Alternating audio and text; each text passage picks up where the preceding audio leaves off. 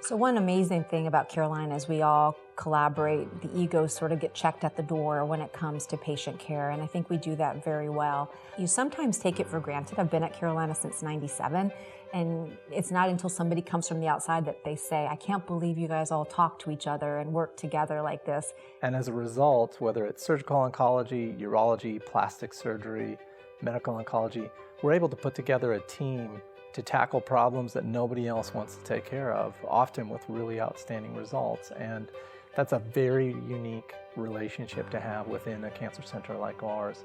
I think we do a great job collaborating at UNC with our referring physicians. I think getting them feedback about their patients, but also working together to see if there's opportunities for patients to be followed closer to home, and we share follow-up, as well as maybe even getting some patients treated closer to home. One of the things that we really pride ourselves on is really having a personal relationship with a lot of the referring physicians within the state. And I do think it's our job to support everyone in the state for problems that they don't feel comfortable handling locally. So at UNC, we have this wonderful program where it's part of what's called the health registry, and there's different parts. The health registry is where patients can sign up and be prospectively followed with quality of life data. A separate part of that is, in the kind of the penultimate of that, is a program called UNC, where patients sign up, and as part of that, they can have their tumors sequenced with next generation sequencing to really be able to identify potential targets for treatment.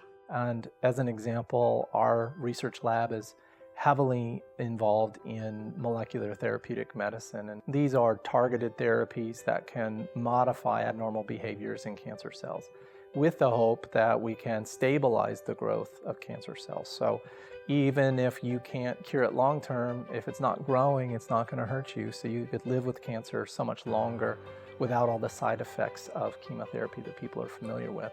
I'm mostly interested in endometrial cancer. That's an area of research that I've been doing since I was a fellow, and my interest continues. I sometimes call endometrial cancer sort of like Cinderella's ugly stepsister. Patients typically do well with endometrial cancer, but there's a subgroup of patients who do very poorly, and those are the patients that I'm interested in researching.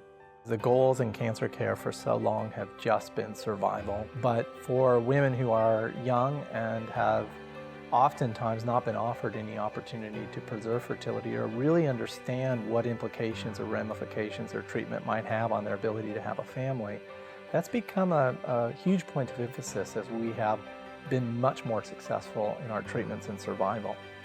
I think the fact that we're focusing on survivorship is really exciting. That means we're doing a better job curing cancer. And so the fact that there's more interest in survivorship, to me, is amazing, that can now be our focus and not just accepting all toxicities just to have a chance at a cure.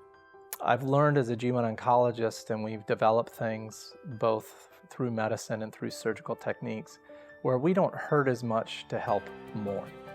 So we get a lot of referrals, both within North Carolina, within the local region, between Duke and UNC, as well as the country. And we have everything under one roof that's required to take care of a patient with GYN cancer. And there's nothing we can't do that needs to be done in this part of the country. And for that reason, I can't think of a reason to send someone somewhere else.